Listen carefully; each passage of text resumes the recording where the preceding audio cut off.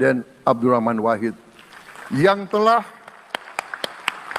telah memberi contoh toleransi antar agama, antar suku, yang menjunjung tinggi inklusif, Indonesia yang inklusif dan toleran. Saya Prabowo Subianto dan Saudara Gibran Rakabuming Raka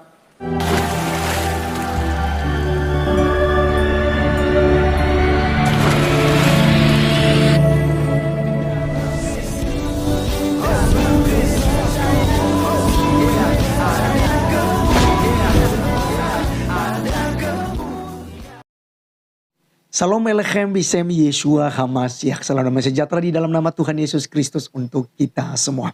Teman-teman sekalian, pada kesempatan kali ini izinkan saya untuk membagikan kepada kita pidato yang luar biasa, berapi-api, sangat-sangat membangkitkan semangat anak bangsa dari Bapak Prabowo Subianto yang telah dilantik menjadi Presiden Republik Indonesia beserta wakilnya, yaitu Pak Gibran Rakabuming Raka.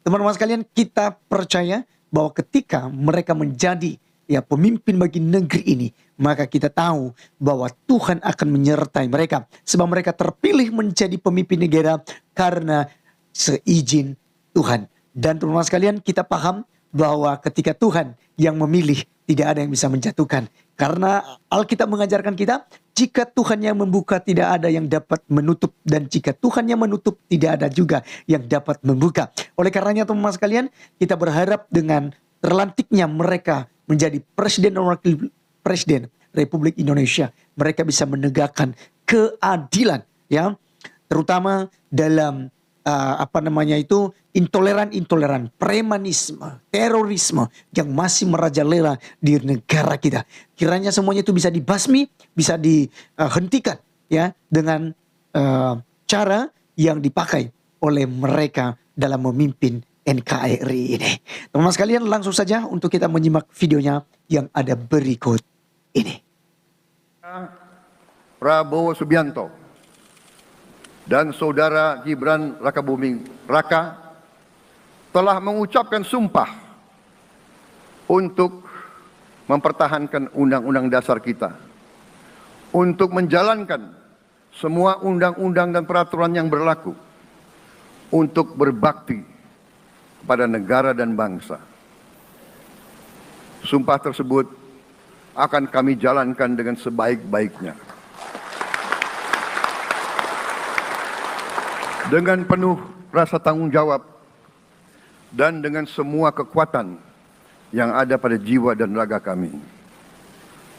Kami akan menjalankan kepemimpinan pemerintah Republik Indonesia, kepemimpinan negara dan bangsa Indonesia dengan tulus, dengan mengutamakan kepentingan seluruh rakyat Indonesia, termasuk mereka-mereka yang tidak memilih kami.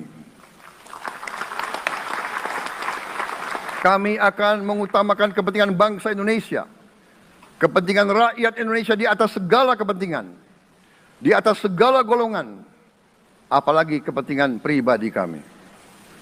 Saudara-saudara sekalian, tantangan, rintangan, hambatan, dan ancaman yang dihadapi oleh bangsa Indonesia di tengah dinamika dan pergolatan dunia tidak ringan. Saudara-saudara sekalian, kita faham, kita mengerti bahwa karunia yang diberikan oleh Yang Maha Kuasa kepada kita sungguh sangat besar dan sungguh sangat beragam. Kita memiliki luas wilayah daratan dan lautan yang sangat besar. Kita memiliki kekayaan alam yang sangat besar. Kita mengerti bahwa sumber alam ini terdiri dari sumber-sumber alam yang sangat penting untuk kehidupan manusia di abad ke-21 dan seterusnya.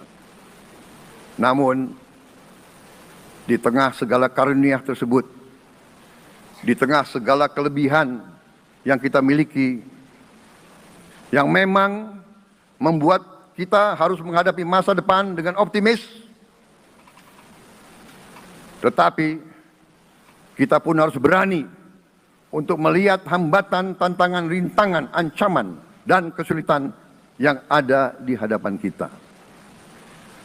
Saya selalu mengajak saudara-saudaraku sebangsa dan setanah air untuk menjadi bangsa yang berani, bangsa yang tidak takut tantangan, bangsa yang tidak takut rintangan, bangsa yang tidak takut ancaman. Saudara-saudara sekalian, sesungguhnya sejarah kita adalah sejarah dengan penuh kepahlawanan, penuh pengorbanan, penuh keberanian. Tidak hanya pemimpin-pemimpin, tapi keberanian rakyat kita menghadapi segala tantangan, bahkan invasi dari bangsa lain. Saudara-saudara sekalian, kita faham dan kita mengerti bahwa kemerdekaan kita bukan hadiah. Kemerdekaan kita dapat dengan pengorbanan yang sangat besar. Saudara-saudara sekalian, dan kita harus faham dan ingat selalu, pengorbanan yang paling besar adalah pengorbanan dari rakyat kita yang paling miskin, wong cilik yang berjuang, yang memberi makan kepada pejuang-pejuang. Janganlah kita lupa, waktu kita perang kemerdekaan, kita tidak punya anggaran, kita tidak punya APBN, pasukan kita tidak digaji. Siapa yang memberi makan kepada kita? Yang beri makan adalah para petani di desa-desa. Yang beri makan adalah para nelayan. Yang beri makan adalah para pekerja. Terus-menerus mereka yang mendirikan Republik Indonesia. Sekarang saya mengajak saudara-saudara, terutama unsur pimpinan dari semua kalangan, dari kalangan cendekiawan, dari kalangan ulama, dari kalangan pengusaha, dari kalangan pemimpin politik, dari kalangan pemuda dan mahasiswa. Mari kita berani menghadapi tantangan-tantangan tersebut. Saudara-saudara sekalian, tantangan yang besar yang kita hadapi ada yang berasal dari luar kita. Tapi harus kita akui, harus kita berani mengakui, banyak tantangan, banyak kesulitan, banyak rintangan yang berasal dari diri kita sendiri. Ada tantangan-tantangan, kesulitan-kesulitan yang terjadi karena kita kurang waspada. Karena kadang-kadang kita tidak handal dan tidak piawai dalam mengurus kekayaan kita sendiri. Saudara-saudara sekalian, marilah kita berani mawas diri. Marilah kita berani menatap wajah kita sendiri. Dan mari kita berani memperbaiki diri kita sendiri. Marilah kita berani mengoreksi diri kita sendiri. Saudara-saudara sekalian, kita harus menghadapi kenyataan bahwa masih terlalu banyak kebocoran, penyelewengan, korupsi di negara kita. Ini adalah yang membahayakan masa depan kita dan masa depan anak-anak kita dan cucu-cucu kita. Kita harus berani mengakui terlalu banyak kebocoran-kebocoran dari anggaran kita, penyimpangan-penyimpangan, kolusi di antara para pejabat politik, pejabat pemerintah di semua tingkatan, dengan pengusaha-pengusaha yang nakal, pengusaha-pengusaha yang tidak patriotik. Janganlah kita takut untuk melihat realita ini. Kita masih melihat sebagian saudara-saudara kita yang belum menikmati hasil kemerdekaan. Terlalu banyak saudara-saudara kita yang berada di bawah garis kemiskinan. Terlalu banyak anak-anak kita yang berangkat sekolah tidak makan pagi. Terlalu banyak anak-anak kita yang tidak punya pakaian untuk berangkat sekolah. Saudara-saudara sekalian, kita sebagai pemimpin politik, jangan kita terlalu senang melihat angka-angka statistik yang membuat kita terlalu cepat gembira, terlalu cepat puas, padahal kita belum melihat gambaran sepenuhnya. Kita merasa bangga bahwa kita diterima di kalangan G20. Kita merasa bangga bahwa kita disebut ekonomi ke-16 terbesar di dunia. Tapi, apakah kita sungguh-sungguh faham? Apa kita sungguh-sungguh melihat gambaran yang utuh dari keadaan kita? Apakah kita sadar bahwa kemiskinan di Indonesia masih terlalu besar? Apakah kita sadar bahwa rakyat kita dan anak-anak kita banyak yang kurang gizi? Banyak rakyat kita yang tidak dapat pekerjaan yang baik.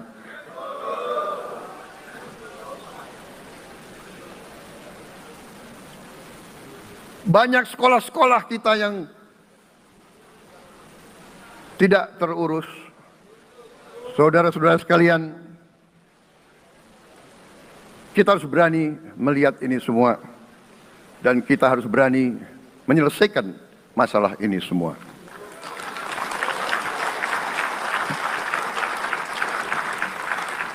Saudara-saudara sekalian, saya mengajak kita semua, marilah kita berani melihat kenyataan.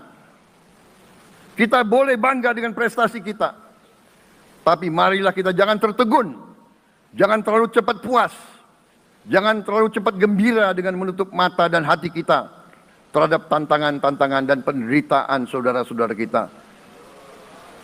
Saudara-saudara sekalian, kita tidak boleh memiliki sikap seperti burung unta yang kalau melihat sesuatu yang tidak enak, ia memasukkan kepalanya dalam tanah. Mari kita menatap ancaman dan bahaya dengan gagah.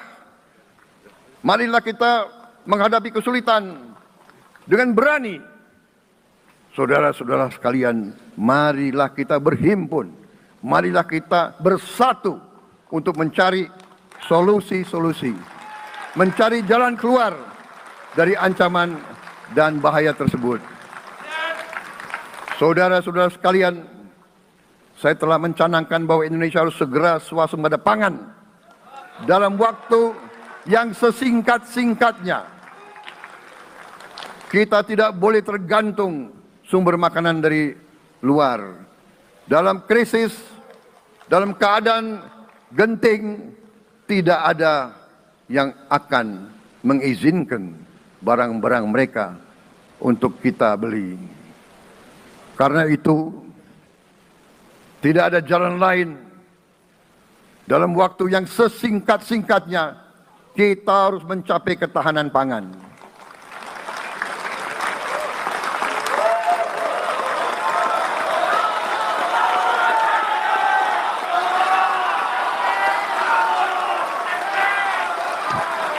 Kita harus mampu memproduksi dan memenuhi kebutuhan pangan seluruh rakyat Indonesia. Saya sudah mempelajari bersama pakar-pakar yang membantu saya. Saya yakin paling lambat 4 sampai 5 tahun kita akan swasembada pangan. Bahkan kita siap menjadi lumbung pangan dunia.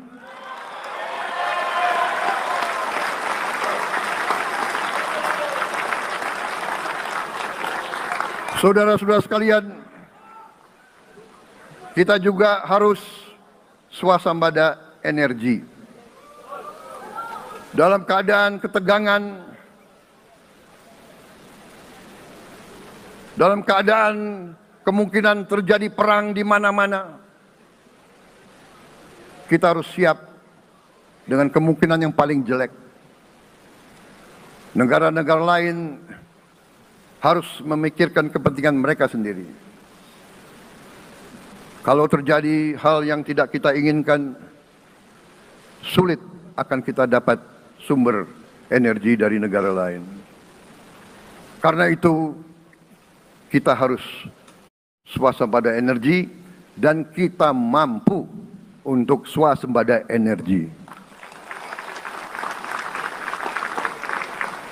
Kita diberi karunia oleh Tuhan Maha Besar. Tanaman-tanaman yang membuat kita bisa tidak tergantung bangsa lain. Tanaman-tanaman seperti kelapa sawit bisa menghasilkan solar dan bensin.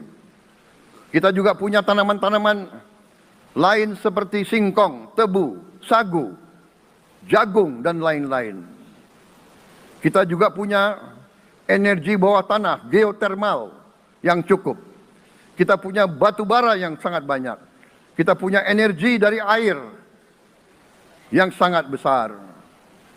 Saudara-saudara sekalian, pemerintah yang saya pimpin nanti akan fokus untuk mencapai swasembada energi.